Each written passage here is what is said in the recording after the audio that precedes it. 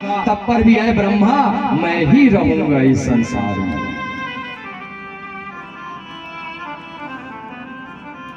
तो सबसे पहले ये भागवत भगवान के द्वारा ब्रह्मा को प्राप्त हुआ।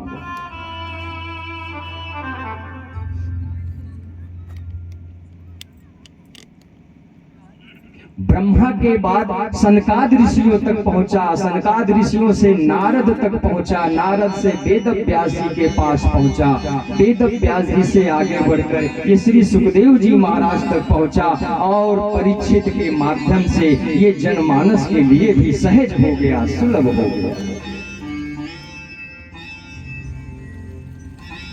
जब सनकाद ऋषियों ने श्री सूत जी के मुख से परीक्षित का नाम सुना तो बड़ी उत्कंठा हुई, बड़ी जिज्ञासा हुई कि प्रभु ये परीक्षित कौन है, इनको अपने जीवन में कब ऐसा सौभाग्य ऐसे सौभाग्य की प्राप्ति हो गई कि इनको भागवत कथा का पान करने का सुअवसर प्राप्त हुआ। तब श्री सूत जी महाराज महाभारत की कथा सुनाते हुए कहते हैं कि सनकाद ऋषियों, यदि वर्तमान समय की बात करें, अब पता नहीं सूत जी महाराज ने कौन से मनवंतर में, कौन से कल्प में, कौन से युग में सनकाद ऋषियों को कथा सुनाई, लेकिन इस कलिकाल की दृष्टि से देखें तो आज से लगभग 5140 वर्ष पूर्व, जब द्वापर अपने अंत पर था, ये तब की बात है। दुर्योधन कुरुक्षेत्र की भूमि में मरणासन अवस्था में पड़ा हुआ है। हर पल वह मृत्यु की बाट जोह रहा है कि कैसे किस क्षण मृत्यु उसका वरण कर ले, उसको गले लगा ले, उसको मुग्ध कर दे, क्योंकि पीड़ा अथाह है साहब दुर्योधन के मन में, क्योंकि उसने तो युद्ध जीतने के लिए किया था। वो तो इस विश्वास में था कि मैं तो युद्ध जीत जाऊंगा, ये 5 पांडव मेरा क्या कर लेंगे।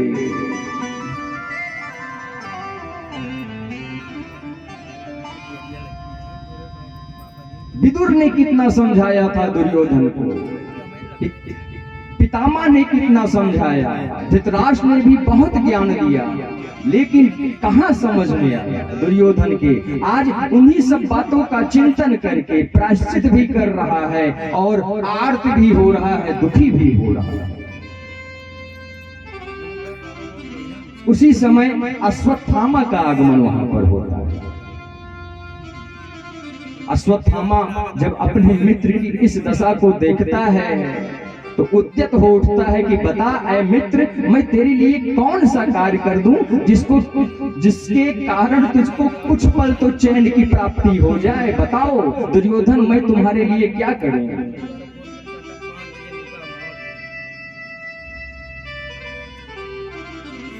तो ये मानव स्वभाव ऐसा है, दुष्ट व्यक्तियों की दुष्टता कभी जाती नहीं है, वो सदैव रहती है।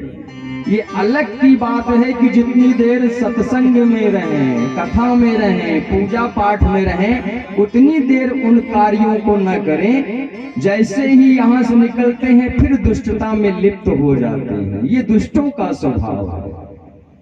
और ये मैं नहीं कह रहा हूँ, बाबा तुलसी कहते हैं, खलहु करहि फल पाई सुसंगु, खलहु करहि फल पाई सुसंगु, मिटहि न मलिन स्वभाव अभंगु, खलहु करहि फल पाई सुसंगु, मिटहि न मलिन स्वभाव अभंगु, मिटहि न मलिन स्वभाव अभंगु, मिटहि न मलिन स्वभाव अभंगु।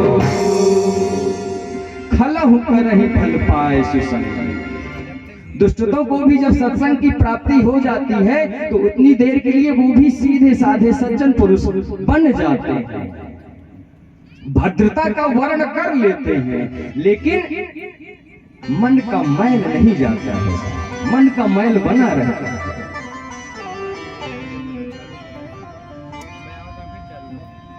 स्वामी विवेकानंद के आश्रम में 2-4 दिनों से एक घटना घटित होने लगी थी।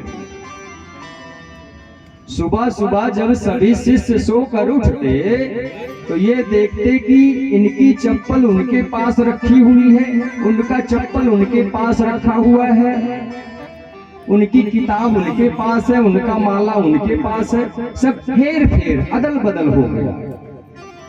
यही क्रम 3, 4, 5 दिन तक होता रहा। तो एक दिन एक शिष्य विवेकानंद जी के पास गया और कहने लगा कि प्रभु, ये 4-5 दिनों से पता नहीं कौन इस आश्रम में ऐसी कौन सी व्यवस्था बना दी गई है कि लोगों के सामान इधर उधर होने लग गए हैं। तो विवेकानंद जी ने कहा कि ये कौन सी परेशानी वाली बात है, रात्रि जागरण कर लो, जो करता होगा वो पकड़ा जाएगा, पता चल जाएगा कौन करता है इस काम को। शिष्य को बात अच्छी लग गई, उसने रात्रि जागरण प्रारंभ कर दिया। तो एक शिष्य वो रात में उठता था और इनकी चप्पल उनके पास, उनकी चप्पल उनके पास, उनकी किताब उनका माला इधर उधर वही कर रहा था। शिष्य ने कुछ नहीं कहा, बस उसके कार्य को देखता रहा। सुबह हुई, गया विवेकानंद जी के पास, कहने लगा प्रभु पता चल गया, वो अमुक व्यक्ति है जो रात्र में उठ करके सामानों को इधर उधर करता है। विवेकानंद जी ने बुलावा भेजा, बुला करके देखते हैं। आया, प्रणाम हुआ, बैठा। तब विवेकानंद जी ने उसका परिचय देते हुए बतलाया कि पूर्व में ये चोरी का काम किया करता था, लेकिन मेरे प्रवचन सत्संग के प्रभाव से इसने चोरी का काम तो छोड़ दिया। क्योंकि इसका स्वभाव है इधर उधर करना, हेर फेर करना, इसलिए ये रात्र में उठ करके उस काम को करता है। इनकी वस्तु वहां रख देता है, इनकी वस्तु वहां रख देता है। अगर ये चोरी का काम करता होता तो लेके गायब हो जाता, लेकिन अब ये बदल ही रहा है। तो कहने का भाव यही है साहब कि दुष्टों की दुष्टता कभी नहीं जाती है, क्योंकि स्वभाव बदलने में समय लगता है, स्थिति पर पल बदलती है, स्वभाव नहीं बदलता है। स्वभाव बदलने में लंबा समय लगता है। कभी किसी को सुना है कि भैया ये बहुत क्रोधी थे, अभी 1 घंटे पहले बहुत सज्जन हो गए, आधे घंटे बाद फिर ये क्रोधी हो जाएंगे। स्वभाव नहीं बदलता कि भैया ये 9 से 10 बजे तक चिड़चिड़े वाले स्वभाव में रहते हैं, 10 से 11 बजे तक ये सज्जन हो जाते हैं, ऐसा भी नहीं होता है। स्वभाव इसको बदलने में एक लंबा समय लगता है, स्थिति बदलती है। घर से निकले, आसमान साफ है, कूड़े भार भी न पहुंचे, बारिश हो सकती है, क्योंकि वो स्वभाव नहीं, वो स्थिति है। बोलो राधे राधे। तो वही स्थिति दुर्योधन की भी है साहब, पड़ा हुआ है, मृत्यु सन्निकट है, उसके बाद भी मन का मैल नहीं जा रहा है। अश्वत्थामा से कहता है कि मित्र, तू देख रहा है मेरे सभी शत्रु जीवित हैं, और मुझे देख, मेरे वंश में तो कोई न बचा। अश्वत्थामा ने कहा क्या चाहता है मित्र, बता मैं क्या करूं, क्या मैं पांडवों का वध कर दूं? दुर्योधन खिसियानी हंसी हंसता हुआ बोला, यदि ऐसा हो जाए तो क्या बात थी मित्र, यदि इस काम को तू कर दे तो वास्तव में तू मेरा सच्चा मित्र होगा। दुर्योधन तैयार हो, दुर्योधन के कहने पर अश्वत्थामा तैयार हो गया। उसने कहा ठीक है मित्र, कल की सुबह पांडु नहीं देखेंगे, मैं सबका वध कर दूंगा। तो कहानियां आप लोग जानते हैं। रात्र में अश्वत्थामा गया, पांडु पुत्रों के 5 बेटे सो रहे थे, जिनको पांडव समझकर अश्वत्थामा ने उनके धड़ को अलग कर दिया, सिर को लेकर के दुर्योधन के पास आया और कहा देख, मैंने पांडवों का सफाया कर दिया, उनका खात्मा कर दिया। जैसे ही दुर्योधन ने उन सिरों को देखा, छाती पीट करके रोने लग गया कि अश्वत्थामा ये तूने क्या कर दिया, ये तो तूने अनर्थ कर दिया। अब तो कौरव पांडव वंश में कोई जल देने वाला भी ना बचा, तूने तो मेरा वंश ही समाप्त कर दिया। यही कहकर दुर्योधन ने अपने प्राण वही त्याग दिए।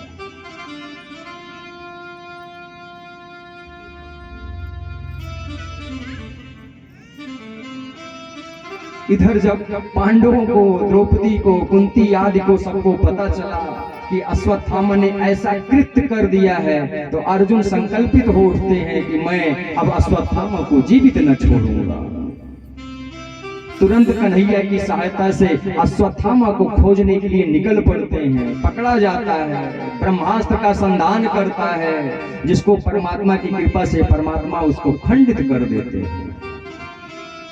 पकड़ करके अश्वत्थामा को किसके सामने लाया जाता है? द्रौपदी के सामने, क्योंकि उसके पुत्रों की ही तो हत्या हुई है। और पुत्रों पर, संतानों पर पिता से ज्यादा स्नेह माता का होता है। इसलिए अश्वत्थामा को माता के पास लाया गया कि तू ही बता इसको कौन सी सजा दी जाए। लेकिन मां तो मां होती है। पांव न जले सो हर कदम पर दरिया बन जाती है। बस एक माँ ही है जो हर खुशी का जरिया बन जाती है, जो हर खुशी का जरिया बन जाती है। माँ के सन्मुख जब आया अश्वत्थामा, तो द्रौपदी कहने लगी ठीक है, इसने मेरे पुत्रों का वध कर दिया, लेकिन अब इसका वध तुम कर दोगे तो ये आपकी गुरु माता का पुत्र है, वो माता भी फिर पुत्र विहीन हो जाएगी, इसलिए अश्वत्थामा का वध न किया जाए, मेरी तो यही इच्छा है। द्रौपदी कह रही है पांडवों से।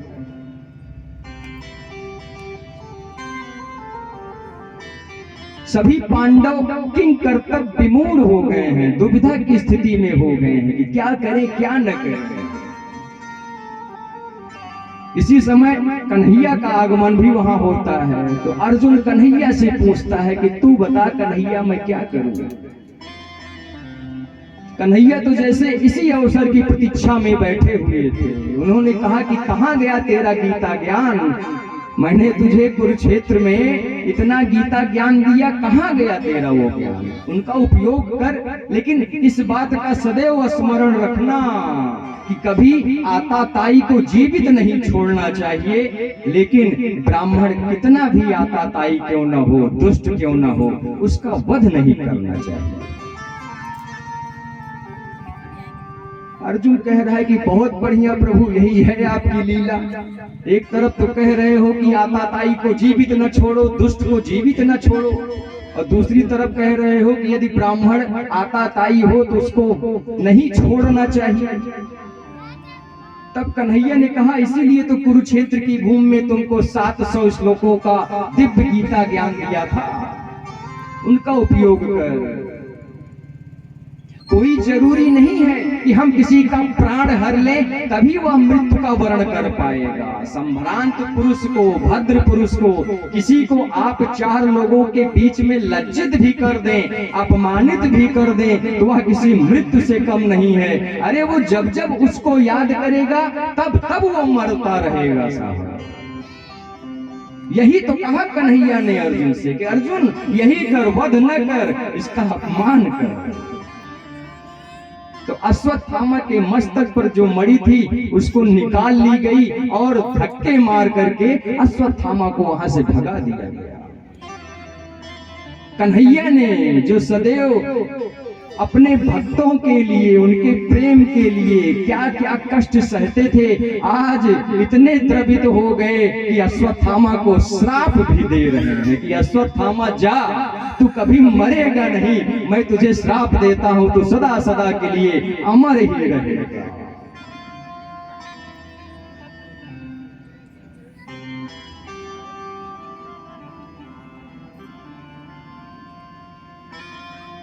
उसके बाद एक दिन कन्हैया अपनी बुआ कुंती के पास गए और कहने लगे कि बुआ अब तो तुम्हारा सब कुछ ठीक हो गया है, अब हमको आदेश करिए, हम भी चले द्वारिका। अब आप हस्तिनापुर में अपने पुत्रों के साथ जीवन यापन करें। राज्य आपका है, संसार आपका है, सारा वैभव आपका है, सारी विलासता आपकी है। अब आनंदित, आप यहाँ आनंद पूर्वक अपने कुटुंबों के साथ जीवन यापन करिए। कुंती मैया रोने लग गई। क्यों रोने लग गई? इसलिए कि आज परमात्मा जा रहे हैं। तो कुंती मैया कहती है कि प्रभु, यदि सुख आने पर आप चले जाएंगे तो मैं ऐसे सुख को लात मारती हूँ। यदि जीवन में दुख बना रहे तभी आप रहेंगे तो हे कन्हैया, मुझे सुख नहीं चाहिए। जितनी बड़ी भारी से भारी विपदा हो वो तुम मुझको दे दो, लेकिन मुझे छोड़ के न जाओ।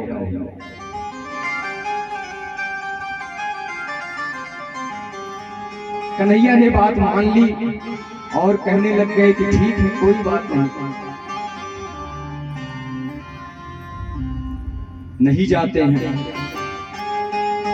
परमात्मा कुछ दिन के लिए और वहां पर रुक जाते हैं।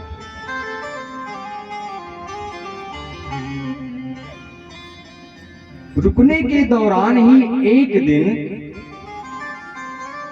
धर्मजाल युधिष्ठिर के साथ सभी पांडव, द्रौपदी, कन्हैया, सभी लोग भीष्म पितामह से मिलने के लिए उनकी सैया पर जाते हैं, बाणों वाली सरसैया।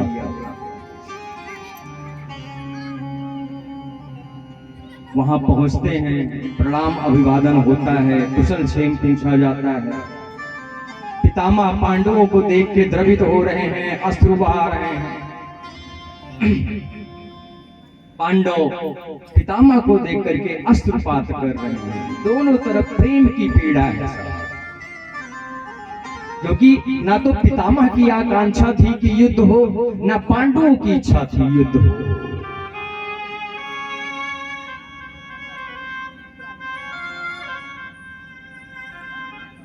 पितामह ने जब कन्हैया को देखा तो विचार किया कि ऐसा सुंदर सुयोग अवसर हमको अब अपने जीवन में दोबारा न मिलेगा। इससे बढ़िया अवसर नहीं है कि मैं अपने प्राणों को त्याग दूं। पूरे एकाग्र मन से अपने चित्त को परमात्मा के चरणों में लगाते हुए कहते हैं पितामह की, प्रभु, मैं अपनी बुद्धि ही कहते हैं, विवेक ज्ञान नहीं कहा यहाँ पर पितामह ने, ध्यान दीजिएगा। क्योंकि बुद्धि जो होती है ये दो धारी तलवार होती है साहब। ये आपका पतन भी कर सकती है और आपका उत्थान भी कर सकती है। बुद्धि में इतना सामर्थ्य नहीं कि वो नीर छीर को अलग कर सके, वो सामर्थ्य सिर्फ ज्ञान में होता है, विवेक में होता है। बुद्धि तो भ्रमित करती है, बुद्धि तो चालाकी वाली होती है, बुद्धि में प्रेम नहीं होता है। इसीलिए सद्बुद्धि और दो बुद्धि होते हैं, लेकिन कुविवेक नहीं कहा जाता है, सुविवेक ही कहा जाता है। क्योंकि विवेक सदैव आपका उत्थान ही करेगा, आपका पतन नहीं करेगा। लेकिन बुद्धि ऐसी है साहब कि ये आपका पतन कर सकती है। अब याद तो नहीं आ रहा है कि कौन से क्लास में पढ़ाया गया था, लेकिन इसी बुद्धि पर ही एक कहानी पढ़ाई जाती थी, गडरिया वाली। एक चरवाहा वाली, वो जाता था चराने के लिए। बुद्धि और किस्मत में बड़ी बहस होती है कि बुद्धि बड़ी की किस्मत बड़ी। तो वहां बुद्धि ने बहुत से खेल रचे। तो इसीलिए कहता हूं कि बुद्धि दो धारी तलवार है, बुद्धि नहीं। तो अपनी बुद्धि को आज पितामह अपनी बेटी के रूप में परमात्मा को दे रहे हैं।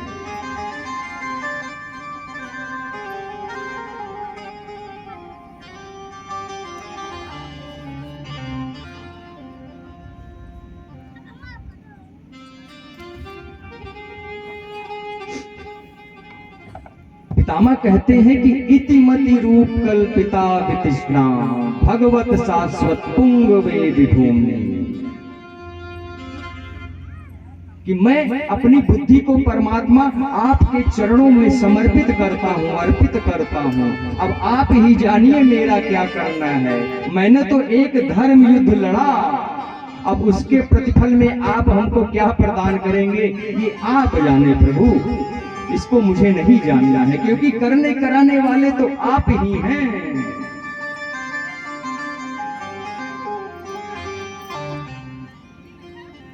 बिना परमात्मा की इच्छा के इस संसार में क्या कभी कुछ हो पाया? नहीं हो पाया। हम कितने भी बनते रहे कि हमने किया, ये हमारा दुर्भाग्य है कि हम अभिमान में मान बैठते हैं कि इस कार्य को मैंने किया।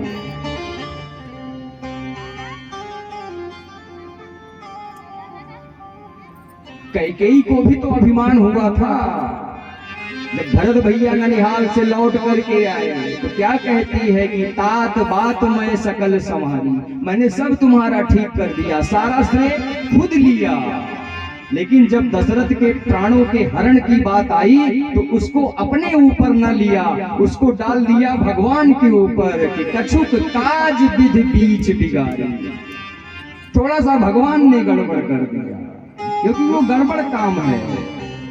और राजगद्दी की प्राप्ति करा देना ये बढ़िया काम है, इसलिए इस काम को मैंने किया। पार्वती मैया इसीलिए तो चौंकी थी जब अवतारों के प्रसंग में भोले बाबा कथा सुना रहे थे, तो नारद जी के प्रसंग पर पार्वती मैया चौंक उठी कि एक बार नारद जी ने श्राप दिया था। तब भोले बाबा ने कहा था कि कोई श्राप वाप नहीं दिया था, वो तो परमात्मा की इच्छा थी, परमात्मा वैसा चाहते थे। बिहस कहो महेश तब ज्ञानी मूढ़ न कोई, जय क्षण जस रघुपत करही तही क्षण सो तस।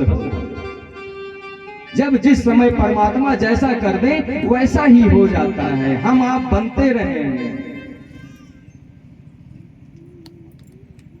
वाल्मीकि रामायण में लक्ष्मण भैया निषाद राज से यही तो कहते हैं, सुखस्य दुखस्य न कोपि दाता परो ददाति कुबुद्ध रेसा अहम करोमिति वृथाभिमानः स्वकर्म सूत्रे ही ग्रथितो ही लोकः।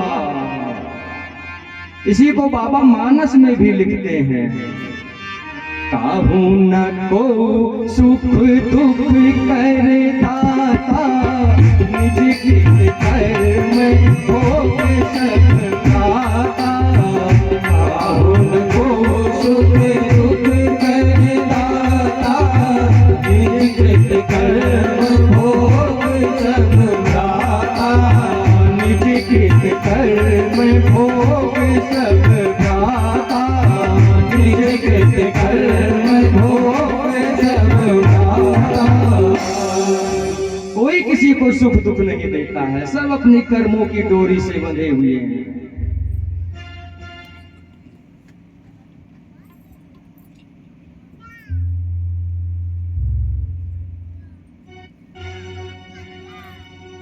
तो कथा में कहां पहुंचे? इधर से नहीं, इधर से बतलाएंगे। कथा में कहां पहुंचे? कौन सा प्रसंग चल रहा था?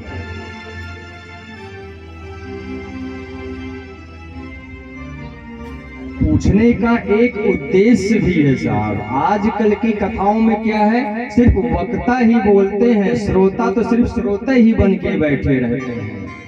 लेकिन कथा का ये नियम नहीं है। यदि प्राचीन परंपराओं का हम अवलोकन करें, उन पर दृष्टिपात डालें, तब हमको परिलक्षित होता है कि पुरानी परंपराओं में श्रोता और वक्ता दोनों में संवाद हुआ करता था। इसका प्रमाण भी मिलता है। भोले बाबा जब अगस्त ऋषि के पास कथा सुनने गए तो तुलसी बाबा साफ साफ लिखते हैं, कहत सुनत रघुपति गुण गाथा। कुछ कहे, कुछ सुने और कुछ सुनाए, दोनों काम हुआ वहां पर। सुनत सुनत रघुपति गुण गाथा नहीं कहा गया, कहत सुनत। सिर्फ सुनत सुनत नहीं, कहत सुनत कहा भी गया और सुना भी गया। तो कहां पहुंचे थे?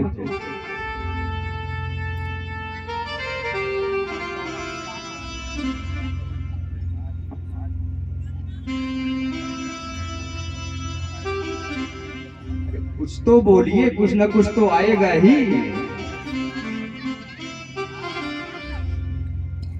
सब भूल गए।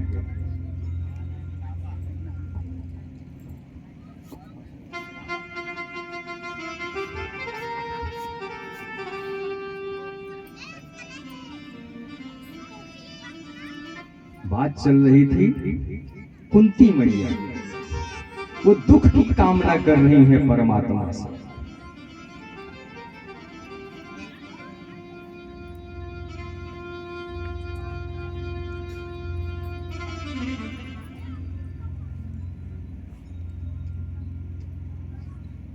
ठीक उसी समय उत्तरा वहां पर भागी भागी दौड़ी दौड़ी हुई आती है। पाहि पाहि महायोगिन देव देव जगतपते कहते हुए दौड़ती है कि प्रभु त्राहि माम, मेरी रक्षा करिए। दौड़ी दौड़ी आई। कौन आया? उत्तरा आई। उत्तरा कौन है? इतने सालों से आप लोग कथा सुन रहे हैं।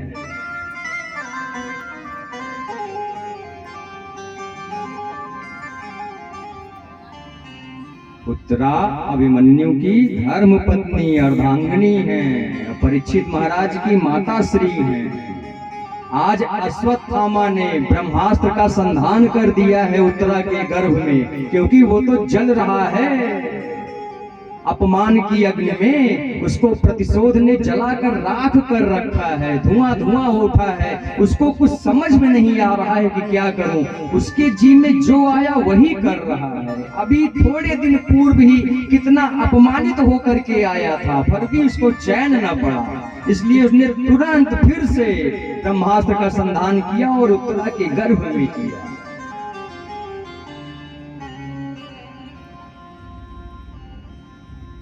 परमात्मा ने बिना देरी किए हुए तुरंत उत्तरा के गर्भ में प्रवेश करते हैं और उस ब्रह्मास्त्र को शांत करते हैं।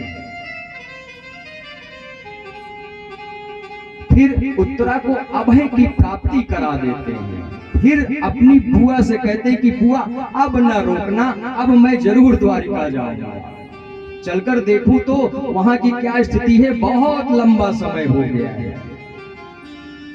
तो कुंती मैया ने कहा कि अकेले न जाओ, अपने प्रिय सखा को साथ लेते जाओ। तो अर्जुन कन्हैया के साथ द्वारिका जाते हैं। धीरे धीरे समय व्यतीत होता रहा। एक दिन युधिष्ठिर महाराज चिंतित थोड़ा बैठे हुए थे कि अर्जुन को गए हुए तो इतना समय हो गया, इतना लंबा समय हो गया, अब तक अर्जुन लौट के आया क्यों? ये विचार ही कर रहे थे कि उसी समय अर्जुन का आगमन होता है।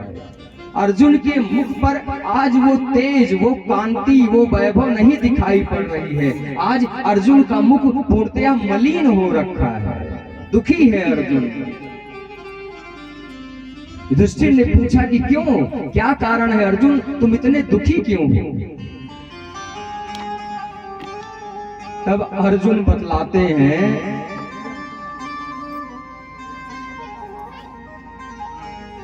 भैया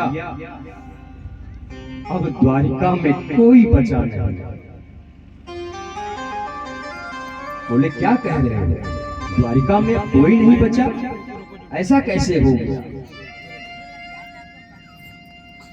बोले कि अब परमात्मा अपनी लीला संवरण समाप्त करके अपने धराधाम को जा चुके हैं और एक ऋषि के श्राप के कारण सभी यादव कुटुंबी जन आपस में ही लड़ बढ़ के मर चुके हैं, अब कोई नहीं बचा। इतना सुनते ही युधिष्ठिर चिंतित हो गए कि अरे अब भगवान चले गए तो हम लोगों का यहाँ पर रहने का क्या मतलब है, अब हम लोगों को भी पलायन कर देना चाहिए। उसी समय परीक्षित को बुला करके युधिष्ठिर महाराज पूरा राजपाट उनको सौंप करके अपने पांचों भाइयों के साथ स्वर्ग के लिए प्रस्थान कर देते हैं। अब राजपाट की जिम्मेदारी राजा परीक्षित को प्राप्त हो चुकी है। राजा परीक्षित युधिष्ठिर के पौत्र हैं, धर्मावलंबी हैं, ईमानदार हैं, कर्मठी हैं, जुझारू हैं। तो नियम पूर्वक अपनी प्रजा का पालन करते रहते थे। नित्य वेश बदल करके या अपने गुप्तचरों के माध्यम से नगर का पूरा हालचाल भी जानकर रखते थे अपने पास। सारी व्यवस्थाएं सब चाक चौबंद कर रखी थी। कहीं पर किसी के लिए तनिक भी कोई कष्ट की बात होती तो उसके कष्ट के निवारण के लिए राजा परीक्षित सदैव उद्यत रहते थे, प्रस्तुत रहते थे कि कैसे किसी प्रजा को किसी भी प्रकार का कहीं कोई भी दुख न प्राप्त हो।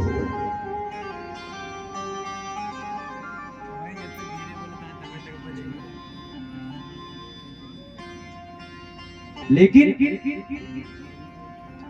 वो तो एक राजा होते हुए अपनी प्रजा के लिए सदैव चिंतित रहते थे। लेकिन हम और आप इस मानव जीवन की बात करें तो क्या हम भी चिंतित रहते हैं?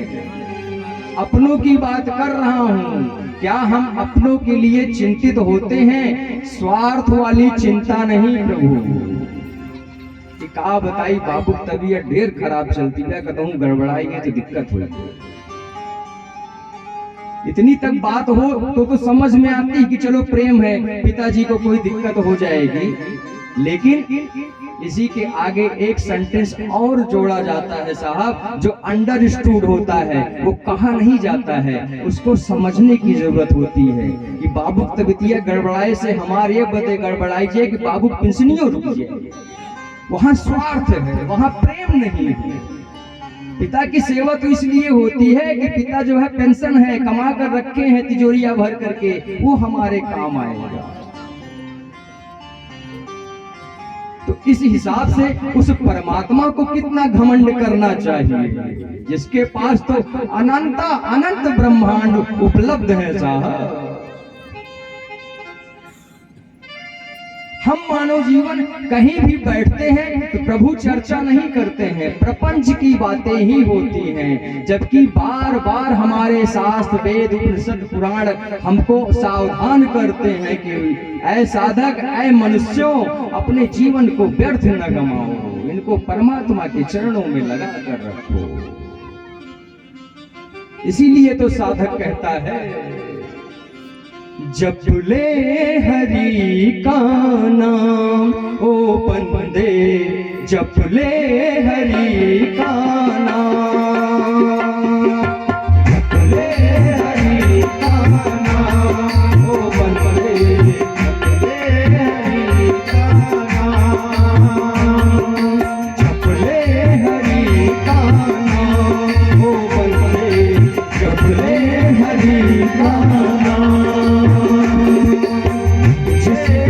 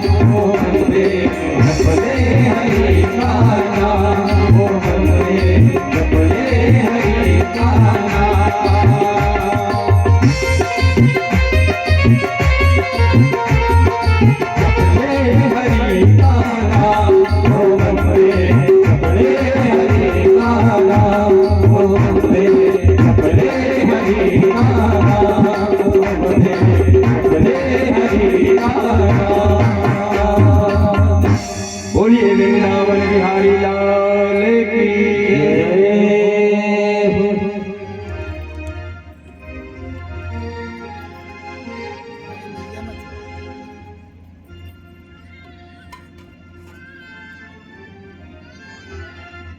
नित्य की भांति ही एक दिन राजा परीक्षित नगर भ्रमण के लिए निकले हुए थे, तो उन्होंने एक अनोखी घटना देखी।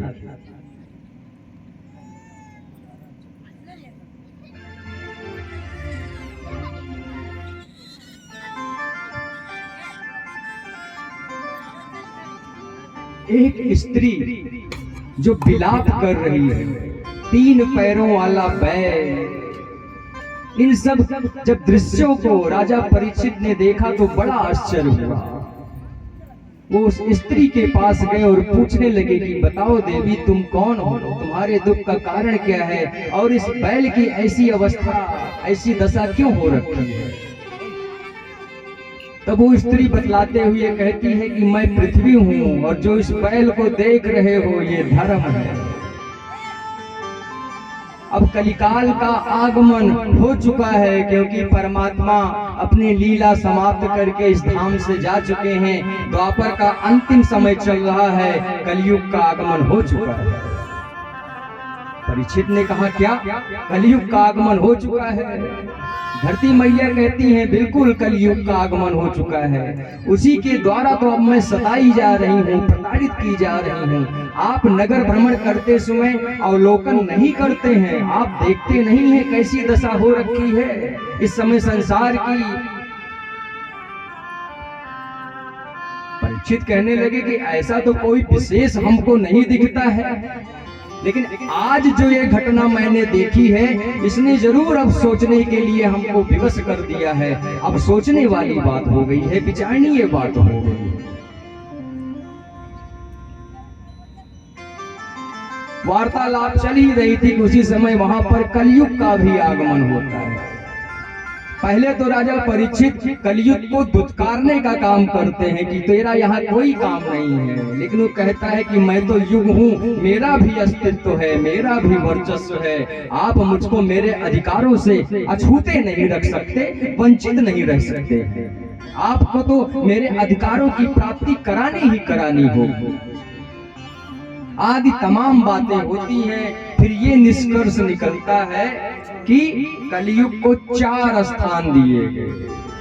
द्यूतम पानम स्त्रियः सूना यत्रा धर्मश्चतुर्विधा, यही 4 स्थान बतलाए गए। पहला स्थान कलयुग को दिया राजा परीक्षित ने द्यूतम अर्थात जुआ, कि इस कलयुग में ये कलिकाल जहां कहीं भी जुआ खेला जाता हो वहां निवास कर सकता है। और देखिए आजकल यही तो हो रहा है, पहले ऑफलाइन खेलते थे, अब ऑनलाइन खेलने लग गए। लूडो खेलो पैसे कमाओ, 3 पत्ती 4 पत्ती 10 पत्ती,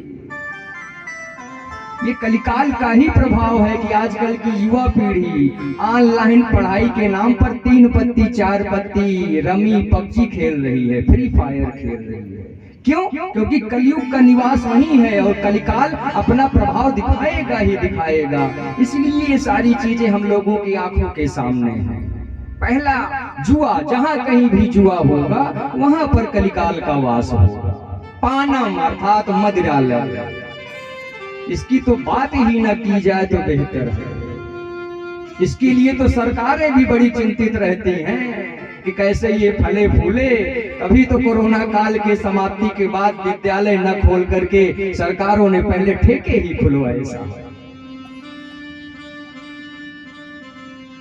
दूसरा स्थान मदिरालय, और मदिरालय इसलिए भी दिया गया क्योंकि यहाँ पर कोई भेद नहीं होता है साहब मदिरालय में, इसीलिए हरिवंश राय बच्चन लिखने के लिए मजबूर हो जाते हैं कि कोई नहीं कहता हाँ झूठी कर दी मेरी हाला, कोई नहीं कहता हाँ झूठी कर दी मेरी प्याला, मंदिर मस्जिद बहर कराते मेल कराती मधुशाला, मेल कराती मधुशाला।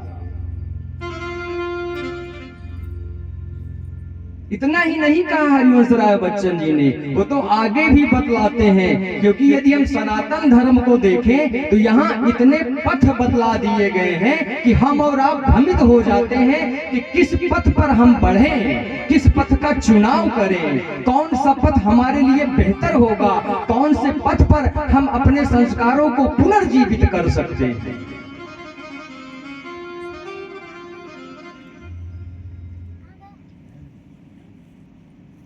बहुत पंथ हो गए हैं, वृंदावन में ही देख लियो, कहते हैं हम शैव संप्रदाय हैं, वो कहते हैं हम वैष्णव वाले हैं, कोई कहता है मैं रामानंदी हूँ, कोई कहता है मैं रामानुजाचार्य हूँ, कोई कहता है मैं जूना अखाड़ा का हूँ, कोई कहता है मैं उदासीन अखाड़ा का हूँ।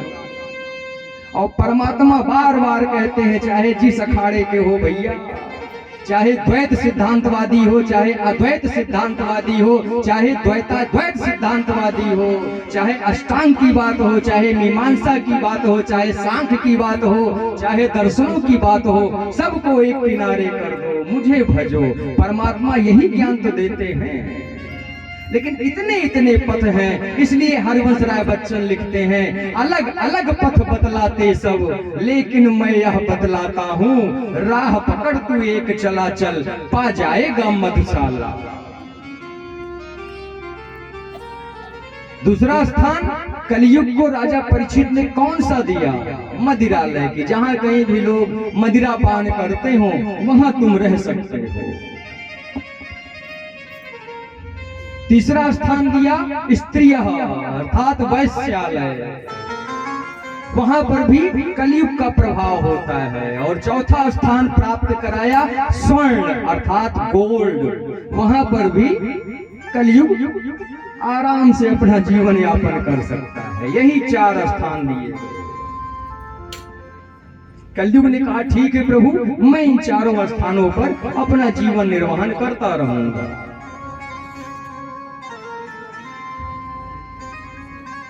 तो ऐसी मान्यता है कि एक दिन राजा परीक्षित आखेट खेलने के लिए निकले हुए थे।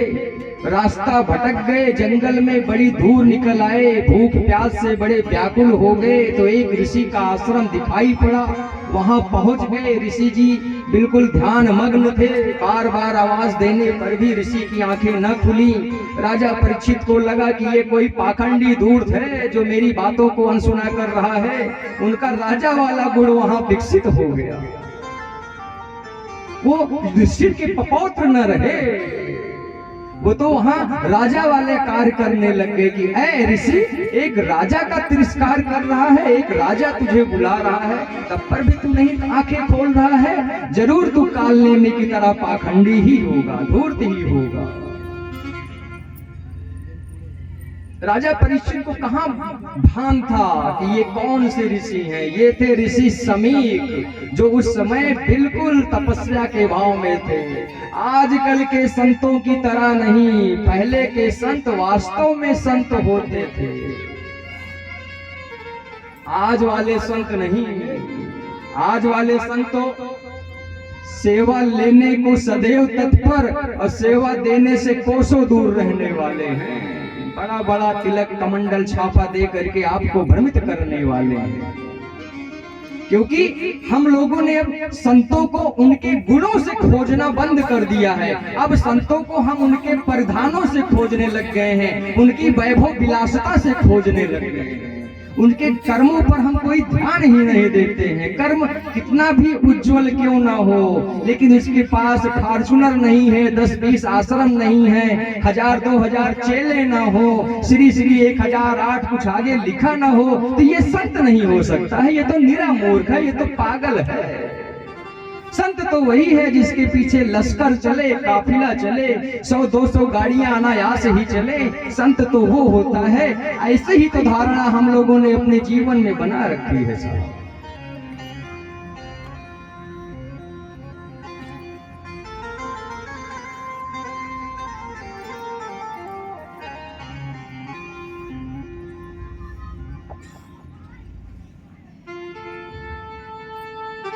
कहते हैं कि कलिकाल के प्रभाव से प्रभावित हो करके राजा परीक्षित ने उन ऋषि के गले में एक मरा हुआ सर्प डाल दिया और वहां से चले आए। जा तेरा नाश हो, तू एक राजा की बात नहीं सुनता है। इतना कहकर राजा वहां से चले आए। कुछ समय बाद समीक ऋषि के पुत्र श्रृंगी ऋषि वहां पहुंचते हैं। अपने पिता के गले में जब एक मरा हुआ सर्प देखते हैं तो तुरंत अपने कमंडल से जल निकालते हैं, अभिमंत्रित करते हैं और फेंकते हुए कहते हैं कि जिस किसी ने भी मेरे पिता के गले में ये मरा हुआ सर्प डाला है, आज से ठीक 7वें दिन तक्षक नाग के डसने से उसकी मृत्यु हो जाएगी। बोलो राधे राधे। इधर जब समीक ऋषि को पता चला कि मेरे पुत्र ने राजा परीक्षित को श्राप दे दिया है कि 7 दिन बाद इनका प्राणांत हो जाएगा, इनका जीवन शेष न रहेगा, तो तुरंत 2-4 चेलों को बुलाया और राजा परीक्षित के पास भेजा कि जा करके राजा को सावधान करके आ, तेरी मृत्यु आ गई है, तेरे कर्मों ने तेरा काल बुला लिया है। आज से ठीक 7वें दिन तू नाग द्वारा डसा जाएगा और तेरा कल्याण हो जाएगा, इस धरती को छोड़ के चला जाएगा। शिष्यों द्वारा जब ये सूचना राजा परीक्षित को प्राप्त हुई तो राजा परीक्षित थोड़े से चिंतित हुए। इसलिए चिंतित हुए कि जीवन का मोह किसको नहीं होता है। दर्शन के अनुसार भले ही हम कितना ज्ञान दे दें कि भैया हम आपके लिए जान दे देंगे, लेकिन 10 रुपए की बात आती है तो 10 रुपया ही नहीं निकलता है। जान की तो बात ही छोड़ दी जाए, 10 रुपया नहीं निकलता है। क्योंकि दर्शन अलग का विषय है, व्यवहार अलग का विषय है। दर्शन कहता है कोई आपको एक थप्पड़ मारे तो दूसरा गाल बढ़ा दो, लेकिन व्यवहार ये नहीं कहता है। व्यवहार कहता है सोचो समझो, अनायास मारा है तो 4 लगाना। व्यवहार ये बतलाता है। दर्शन अलग का विषय है, व्यवहार अलग का विषय है। दर्शन बहुत कठिन चीज है, इसको समझना आसान है।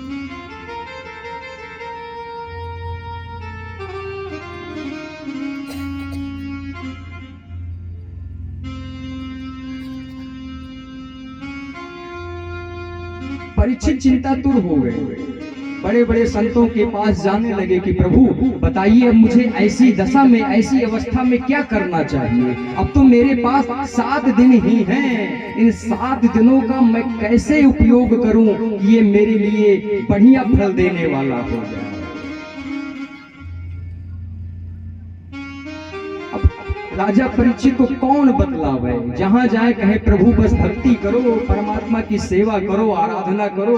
यही सब मंत्रणा घूम घूम के राजा परीक्षित कर रहे थे। तो ठीक उसी समय वहां पर श्री सुखदेव जी महाराज का आगमन होता है। बोलिए श्री सुखदेव जी महाराज की।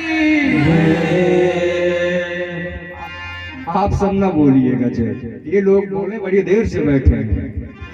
बोलिए वृंदावन बिहारी लाल की। जयकारा लगाना चाहिए।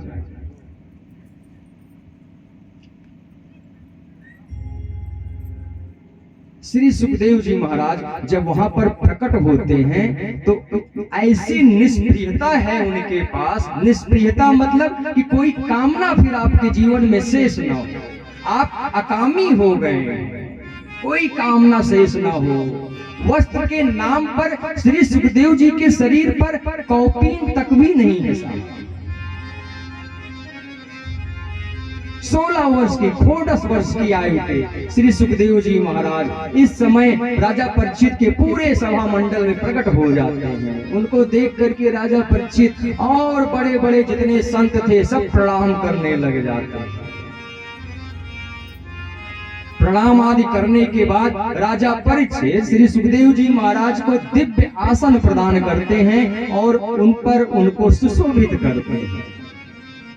फिर चरणों में एक दास की भांत बैठ करके निवेदन करते हैं कि प्रभु म्रियमाणस्य किम कर्तव्यम, मरने वाले व्यक्ति को क्या करना चाहिए।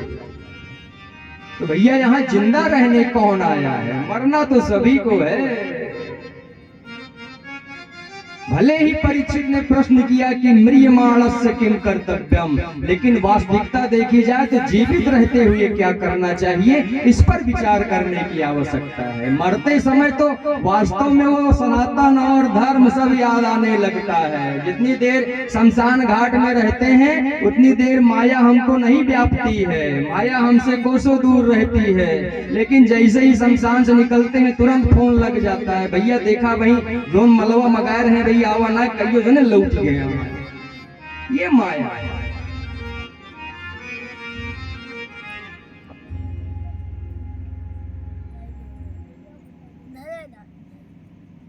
श्री सुखदेव जी महाराज प्रसन्न हो गए, कहने लगे बहुत बढ़िया प्रश्न किया है तुमने। तुम चाहते तो ये भी पूछ सकते थे कि प्रभु मेरे पास 7 दिन है, मैं ऐसा क्या कर दूं जिससे मेरा ये श्राप जो है ये नष्ट हो जाए, इसका विमोचन हो जाए। लेकिन तुमने ये ना पूछ करके बहुत बढ़िया प्रश्न किया कि मरने वाले व्यक्ति को क्या करना चाहिए। तो चाहे भैया मरने वाले हो और चाहे अमर होने वाले हो, चाहे जिंदा होने वाले हो, सभी के लिए बस एक ही काम है, भक्ति करिए और कुछ न करिए। यही बात तो कह रहे हैं। श्रोतव्यः कीर्तितव्यश्च अस्मर्तव्य। 3 चीजें करने के लिए बताई कि श्रवण करो। क्या श्रवण करो? प्रपंची बातें नहीं, परमात्मा के गुणानुवादों का श्रवण करो, उनकी लीलाओं को सुनो।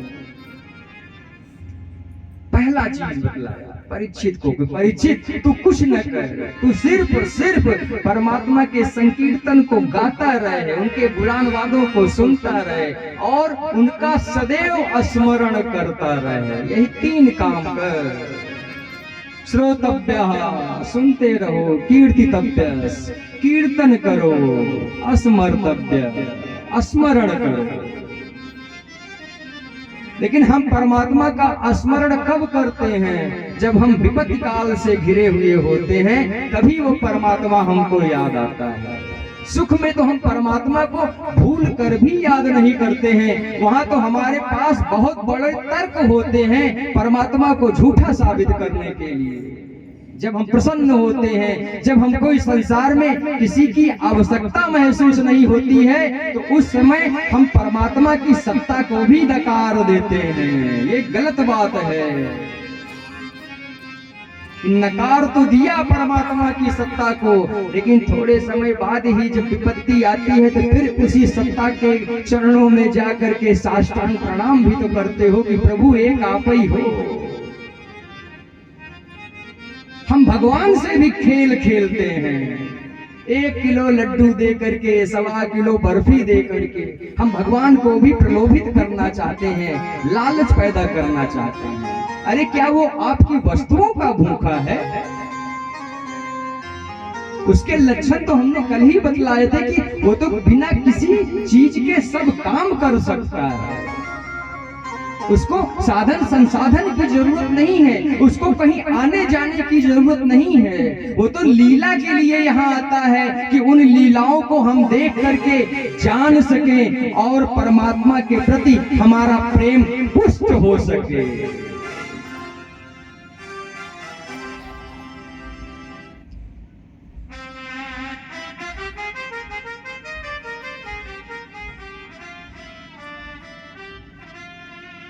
दिक्कत तो यही है ना कि हम लोगों की बुद्धि जागृत है, विवेक जागृत नहीं है, ज्ञान जागृत नहीं है।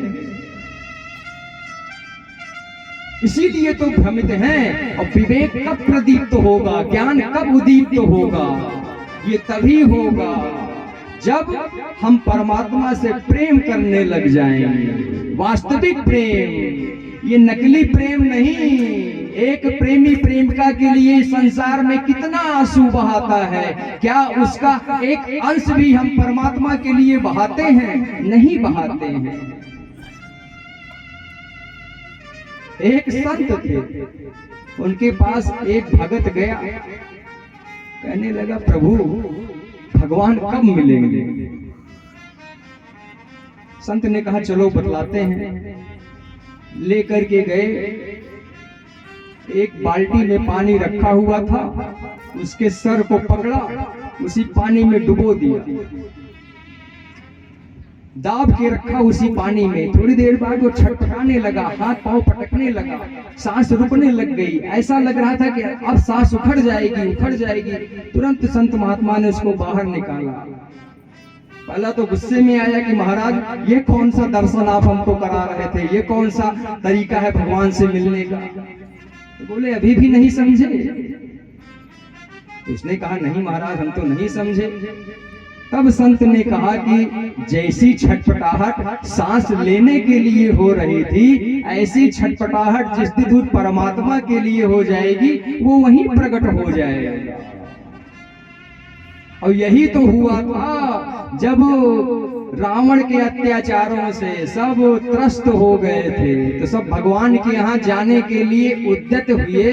तो भोले बाबा क्या कहते हैं, कहीं जाने की जरूरत नहीं है। क्यों? हरि व्यापक सर्वत्र समाना, प्रेम भगत होई मैं जाना। हरि व्यापक सर्वत्र समाना, प्रेम भगत होई मैं जाना। अग जग में सब रहित विरागी, प्रेम प्रभु रखतहि जिमि आगी। अग जग में सब रहित विरागी, प्रेम प्रभु रखतहि जिमि आगी। प्रेम प्रभु रखतहि जिमि आगी। प्रेम प्रभु रखतहि जिमि आगी। भोले बाबा ने तो यही कहा कि अरे देवताओं कहीं जाने की जरूरत नहीं है, भगवान यही है हर जगह सर्वत्र और समान रूप से, कहीं कम ज्यादा भी नहीं। यहाँ 100 ग्राम है, वहाँ 200 ग्राम है, वहाँ 1 किलो है, तो वहाँ 1 कुंतल है, ऐसा भी नहीं है। यदि यहाँ 100 ग्राम है तो वहाँ भी 100 ग्राम मिलेंगे। यही तो पढ़ते हो पूर्णाहुति करते समय हवन में, पूर्णमदः पूर्णमिदं पूर्णात् पूर्णमुदच्यते पूर्णस्य पूर्णमेवाय पूर्णमेवावशिष्यते। अर्थात 100 से 100 निकाल लीजिए तब पर भी 100 बचा रह जाए, वही परमात्मा है। 100 से 100 घटा दो बराबर 100 ही प्राप्त हो, वही परमात्मा है। मधुर मधुर नाम सीताराम सीताराम, मधुर मधुर नाम सीताराम सीताराम, मधुर नाम सीताराम सीताराम, मधुर मधुर नाम सीताराम सीताराम, मधुर मधुर नाम सीताराम सीताराम, मधुर मधुर नाम सीताराम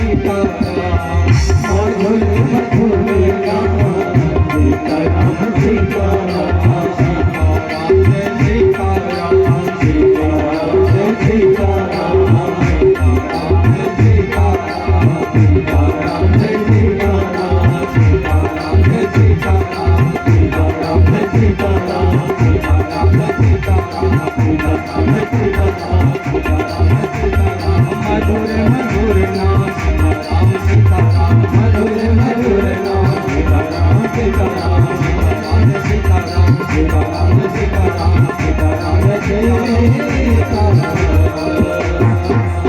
बोलिए वृंदावन बिहारी लाल की जय।